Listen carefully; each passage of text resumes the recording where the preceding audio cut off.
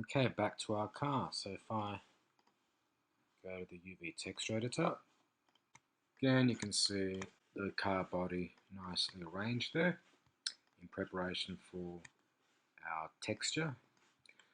So now what I might do is work a little bit more on the wheels.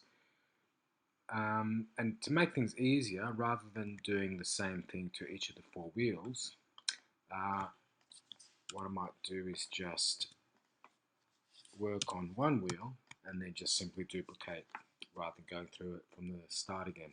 I might sort of just play around with it a little bit more, just to give it a bit of shape perhaps. Where have I selected those guys?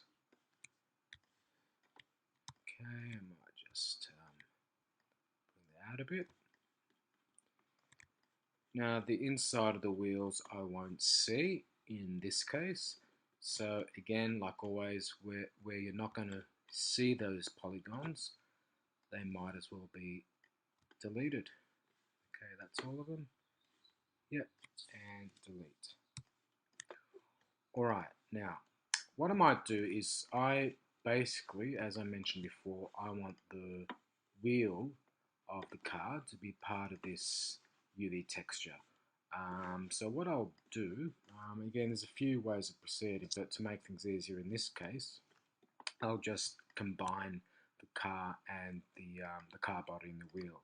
But when I combine them, they'll be overlapping, so it might be a little bit tricky to sort of select, say, bits of the wheel. It's not going to be too bad, but just to give you an idea, initially I might combine the two objects with a bit of a distance between them, and then through vertices I can always move it around where I need to.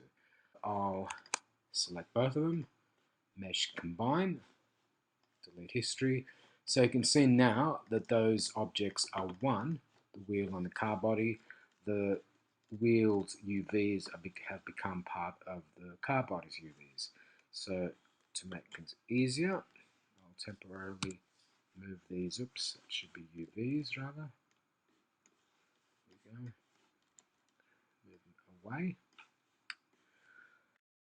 I'll have the whole wheel as part of the texture. It just means the black section of the tyre will only require just a tiny little section of black. What is useful when you've got a lot of polygons to select, rather than trying to sort of select them by clicking on them, even if you press shift, sometimes it gets a little bit nerve-wracking. So what you could do is use this tool, which is the paint selection tool, and if I resize the brush by pressing the B key and with my middle mouse button clicking and drag, I can resize that selection or that brush. If I go to face mode, I can just simply, and I'm not pushing anything, no shift key or anything like that, I can just go in there and brush the selection, so to speak. There we go. If I want to deselect, hold the control key down and then brush over and it deselects. So this way, this paint selection tool is a really useful tool to use when you're creating the UVs, particularly if there's a lot of polygons. Okay, so that one, which is not what I want. I actually wanted, what did I want? I want the rim bit, so I deselect that, because again it's this inside bit that I want the detail. Oops, there you go. Okay, so there it is at the moment. What I'll do, just to separate it from its default UVs, is go create planar mapping.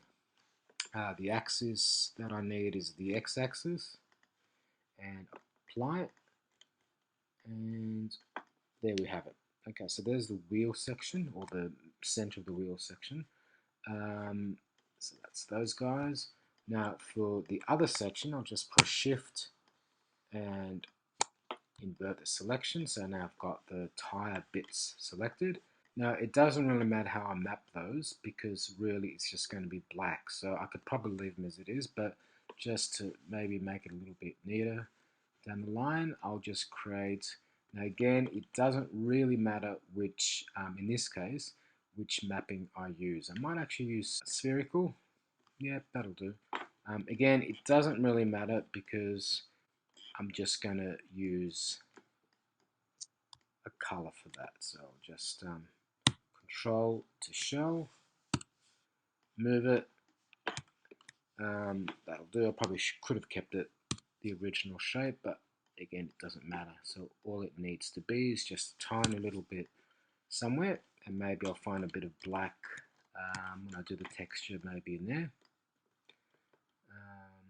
Maybe have it a bit bigger in case I want some sort of undulation in the black, some sort of shift, if it's going to be noticed at all. But anyway, now the wheel section, I need to scale down and place in where I need to. Again, what's going to dictate the position and the scale of that part of the UV is how much detail you're going to need in the texture. It might be a little bit, oh no, that's fine. I reckon that's fine. Okay, there we go. Alright, so there's the UV map.